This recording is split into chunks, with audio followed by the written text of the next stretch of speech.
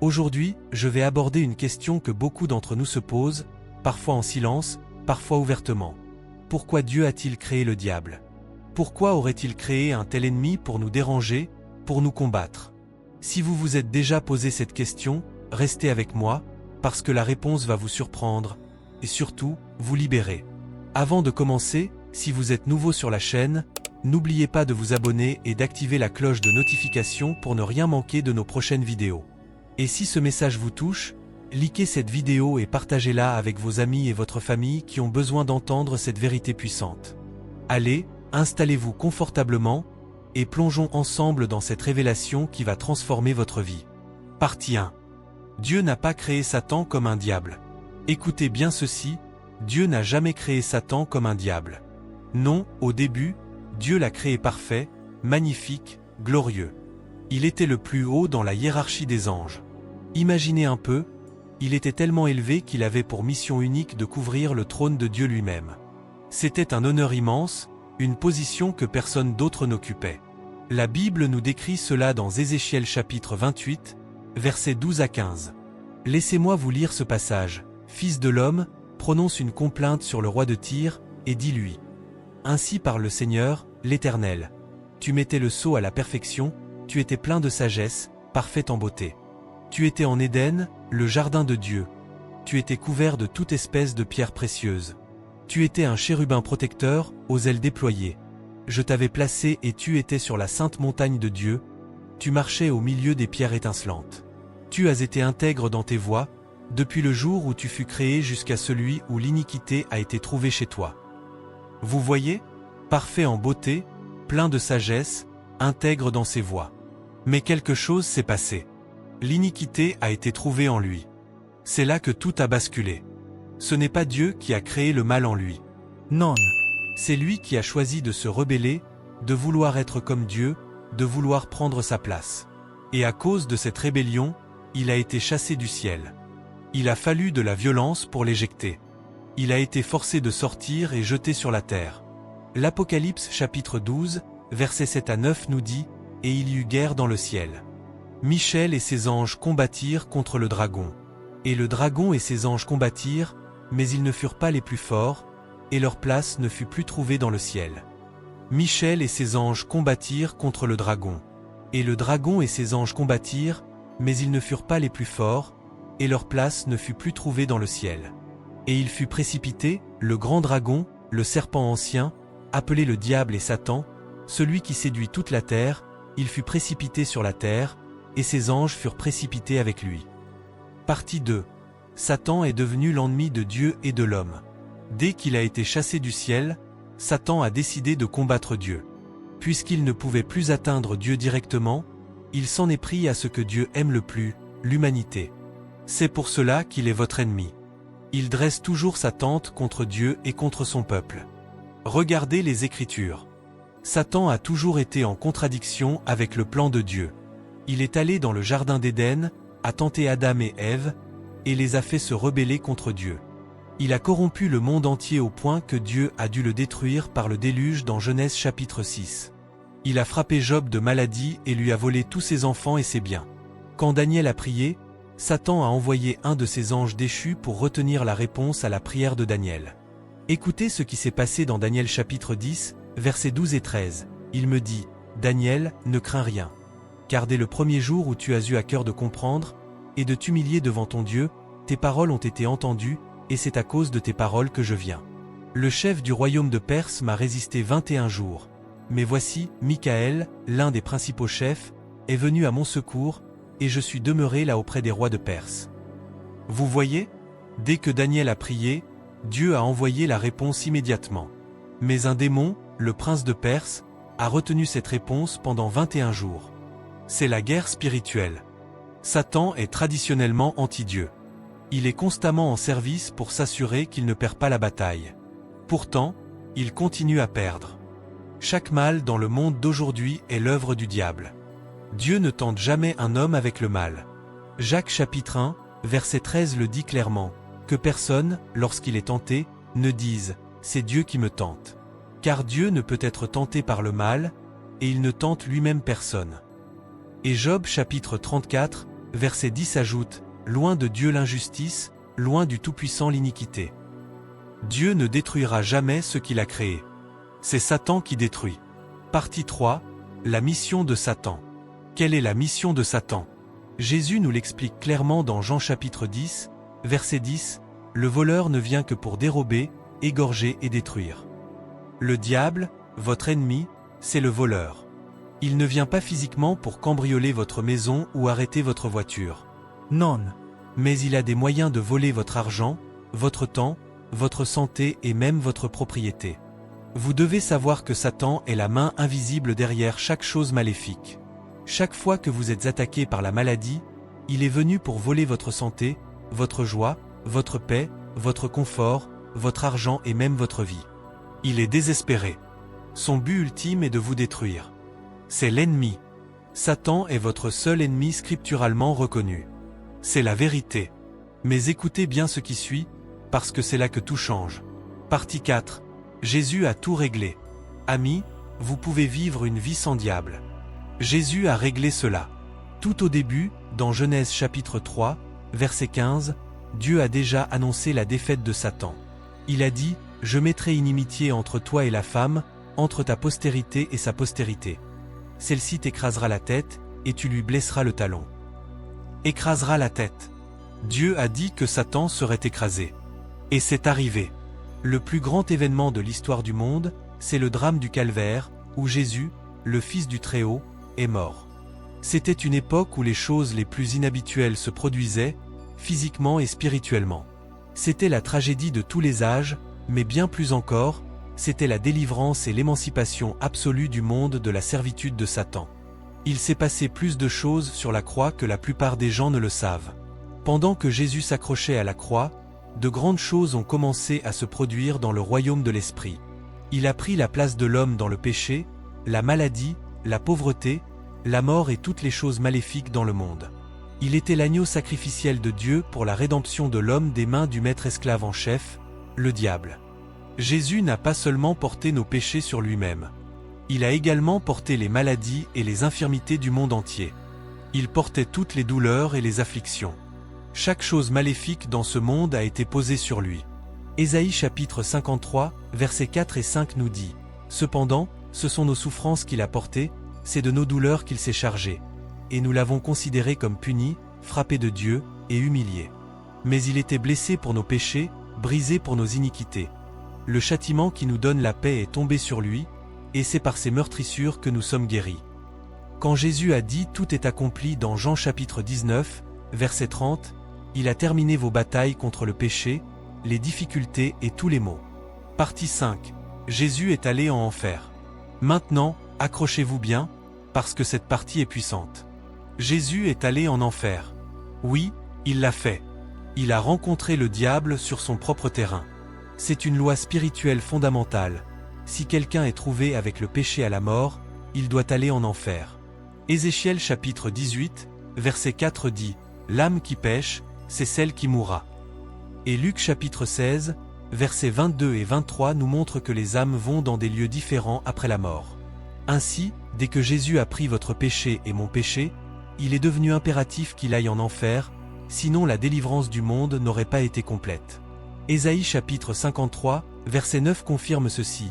On a mis son sépulcre parmi les méchants, son tombeau avec le riche, quoiqu'il n'eût point commis de violence et qu'il n'y eût point de fraude dans sa bouche.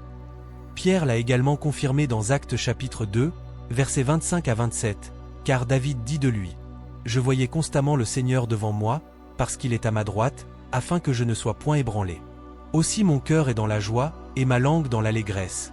Et même ma chair reposera avec espérance, car tu n'abandonneras pas mon âme dans le séjour des morts, et tu ne permettras pas que ton sein voie la corruption. » Si Jésus n'était pas allé en enfer, alors nous aurions quand même dû y aller, parce que cela aurait signifié que son sacrifice ne couvrait pas cette région. Sa présence là-bas faisait partie de la mission divine. Il y est allé et a terminé le travail. C'est en enfer que Jésus a cimenté notre victoire et scellé le sort du diable avec la défaite. Il a pris les clés de l'enfer et de la mort et s'est levé victorieusement. Apocalypse chapitre 1, verset 18 dit « Je suis le premier et le dernier, et le vivant. J'étais mort, et voici, je suis vivant au siècle des siècles. Je tiens les clés de la mort et du séjour des morts. Là, il a dépouillé les principautés et les pouvoirs de tout leur pouvoir. Avant cette époque, le diable avait le pouvoir de la mort. Mais quand Jésus est entré en enfer, il a réglé le diable pour de bon et a détruit tous ses pouvoirs.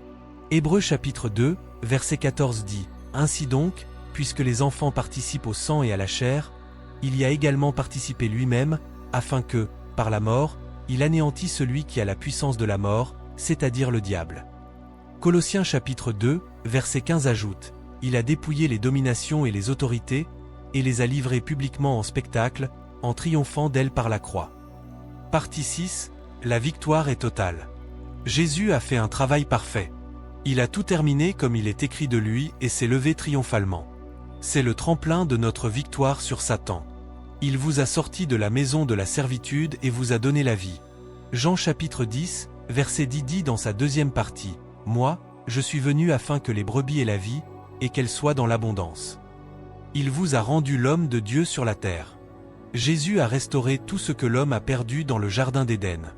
Il vous a tout mis en main. La victoire est totale, esprit, âme et corps. Hébreux chapitre 9, verset 12 dit, « Il est entré une fois pour toutes dans le lieu très saint, non avec le sang des boucs et des veaux, mais avec son propre sang, ayant obtenu une rédemption éternelle. » C'était un travail parfait.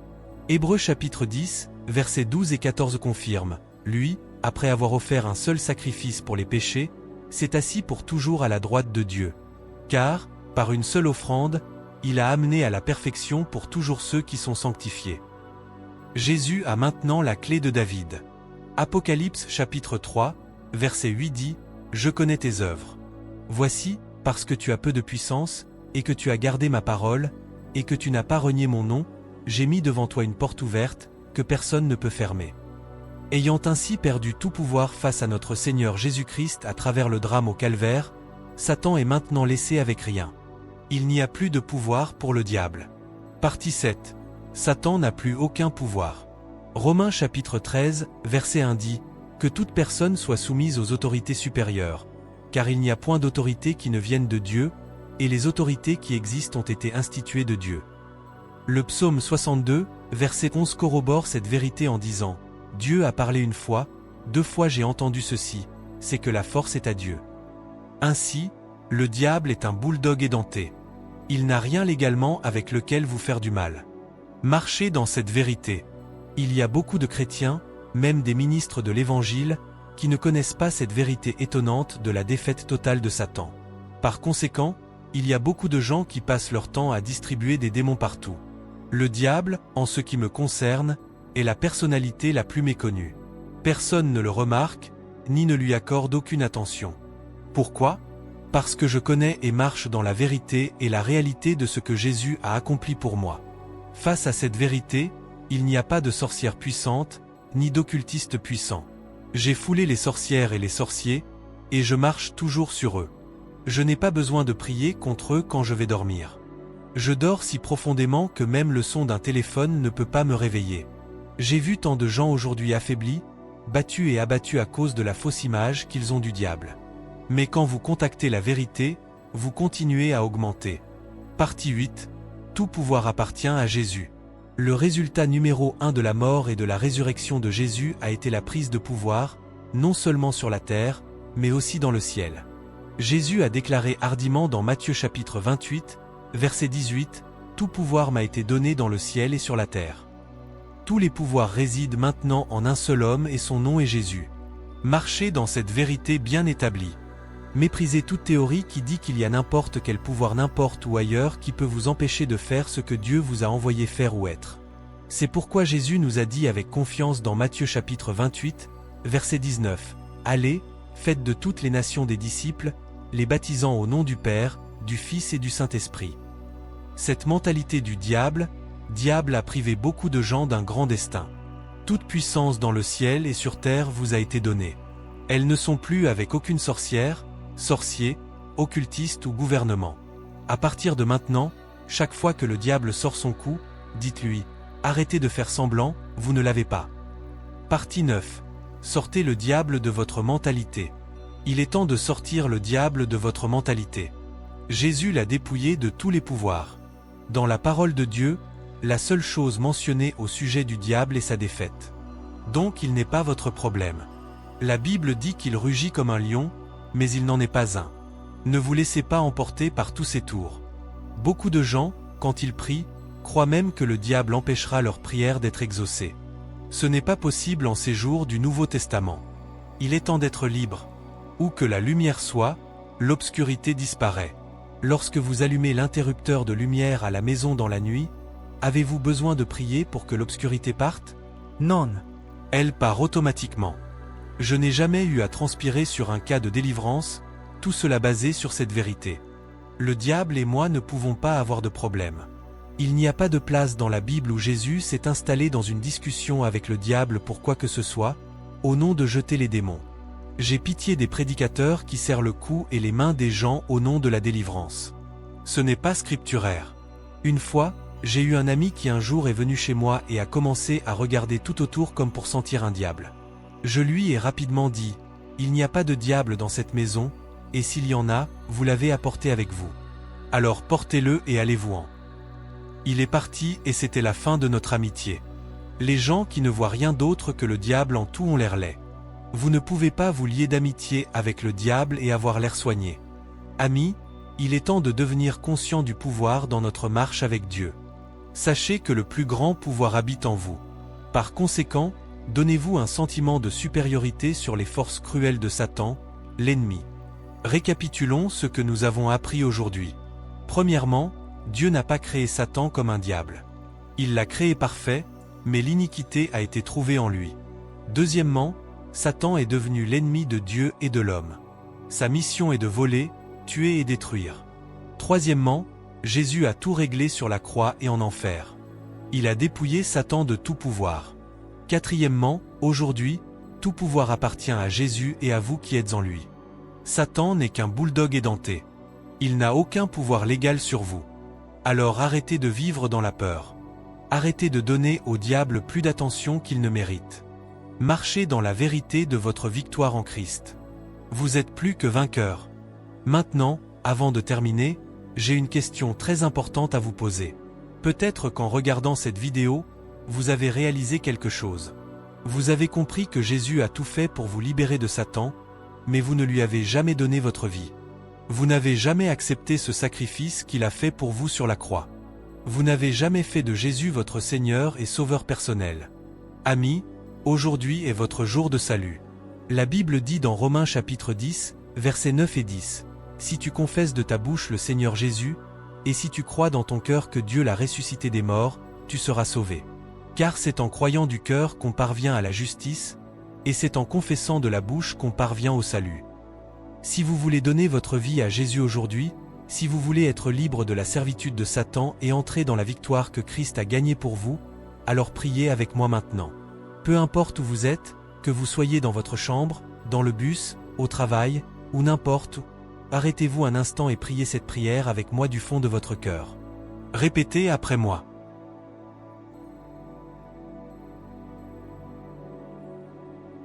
Seigneur Jésus, je viens à toi aujourd'hui. Je reconnais que je suis un pécheur et que j'ai besoin de toi. Je crois que tu es mort sur la croix pour mes péchés. Je crois que tu es ressuscité des morts le troisième jour. Je crois que tu as vaincu Satan et tous ses pouvoirs. Aujourd'hui, je te donne ma vie. Je te reçois comme mon Seigneur et mon Sauveur personnel. Viens dans mon cœur, lave-moi de tous mes péchés, et fais de moi une nouvelle créature. Remplis-moi de ton Esprit Saint. Désormais, je t'appartiens. Je marche dans la victoire que tu as gagnée pour moi. Au nom puissant de Jésus. Amen.